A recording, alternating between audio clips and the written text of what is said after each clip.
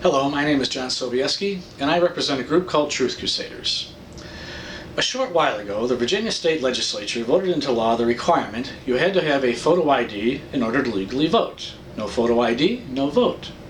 In light of the rampant voter fraud in the recent national election, where many minority districts and swing states recorded up to 157% voter turnout, all coincidentally in favor of Mr. Obama, it seems a sensible law that you must prove you are who you claim to be. Now this set in motion a series of responses. Within minutes, the Obama-Alinsky Socialist Coalition and the Democrat Party very vocally accused the Virginia legislature of, get this, resurrecting Jim Crow. Then the Supreme Court struck down the Civil Rights era voting law that was illegally applied only to southern states.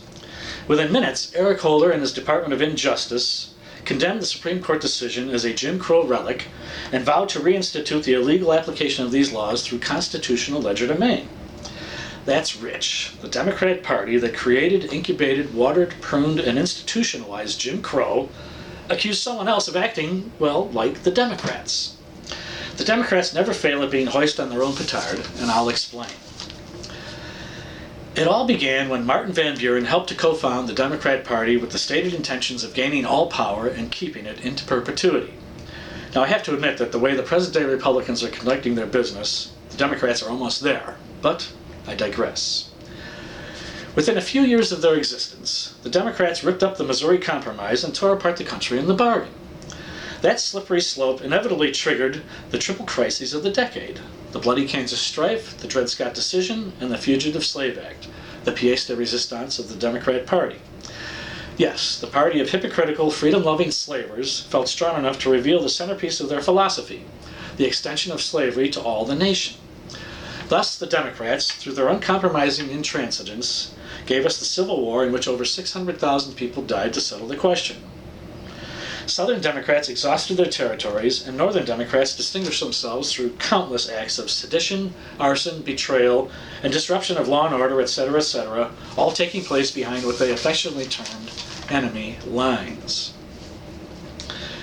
Now you might think these liberal Democrats, the progressives of their era, could sink no lower. Not so fast. Through their conniving and conspiring, they organized the Ku Klux Klan and all the terror that it spawned. There were approximately 2,500 black lynchings and around 1,300 white lynchings of mostly Republicans and Catholics. The Demo-Terrocrats gave us the lynchings, separate but equal, and segregation, and tried to resurrect interposition and nullification, all in order to institutionalize the toxic brew of, wait for it, Jim Crow. Yes, hypocrisy lies at the heart of all Democrat policy, but I digress.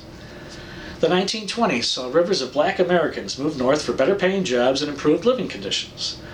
The big city Democrat political machine hacks and their allies, the Democrat labor tyrants, saw to it that these people were shunted into areas that became ghettos and were kept out of well-paying jobs. And yet, this community votes Democrat in droves. But I digress.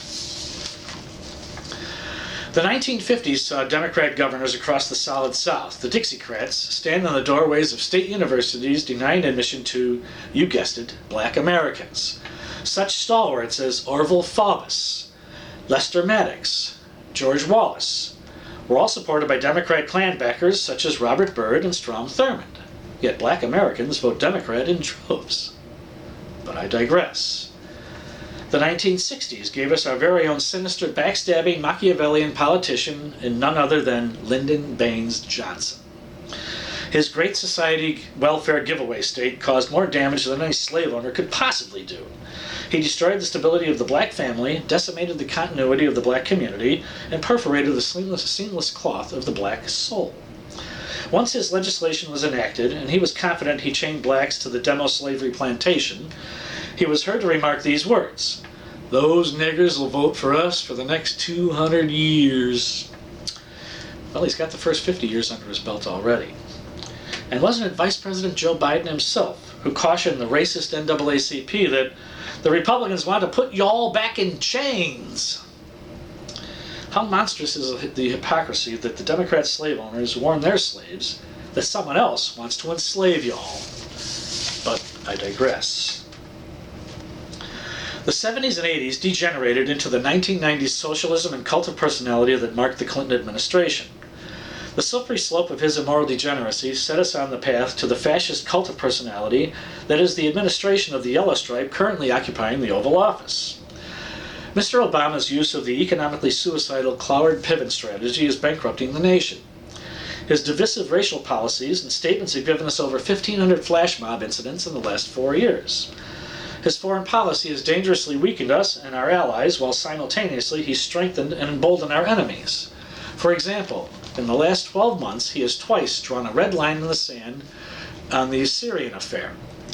When the president of Syria, Mr. Bashar Assad, walked right up to that red line, each time Mr. Obama backed off and wet his pants. That red line is currently becoming a yellow line. His purposely bratish, negligent decisions regarding the sequester, the FAA, and the air traffic controllers were designed to endanger air travel and punish Americans. His illegal alien immigrant policy is designed to forever change America and crush the black community. Yes, your very own black president is happy to preside over the deconstruction of America in general and the destruction of the black American people in particular. And still, you vote for him. Well, there's good news and bad news in all this. Fortunately, Mr. Obama has vowed to go after the Fast and Furious criminals, the IRS criminals, the NSA security criminals. He's even vowed to go after the racists who disregard the jury verdict in the George Zimmerman self-defense trial.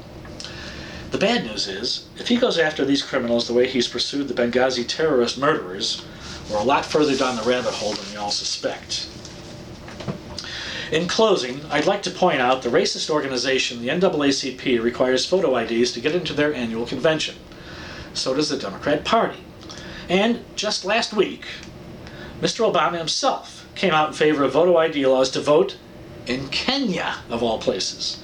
I guess what's good for the Kenyan goose is dangerous for the American gander. I wrote this material just shortly before watching a documentary entitled Runaway Slave.